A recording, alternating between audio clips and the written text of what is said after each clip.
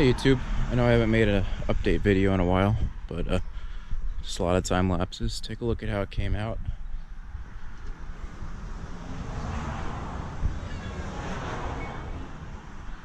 I think for what it was, I think that this is, it looks practically brand new, honestly.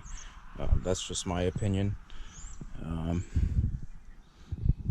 Yeah, like I got everywhere I possibly could have. So finally, the rear of the frame is good. I can put the rear shocks, the new rear shocks on, but that's not the focal point of today's video. I'm going to be cutting out the piece, well, not really cutting, I'm just trimming it off a little bit so that it fits well. It's about 1 finger worth that I have to cut off, and then I can keep going with this. Weld that one in.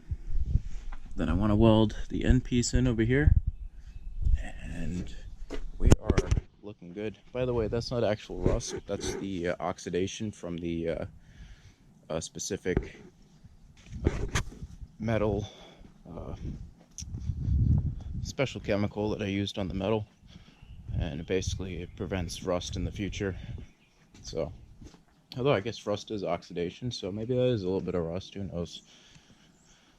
And then we're finally gonna be able to put the bed back on. Yeah, we're getting there. I wanna have this done by next weekend. Stay tuned to YouTube. I mean, it's a bit of a task, so let's get busy.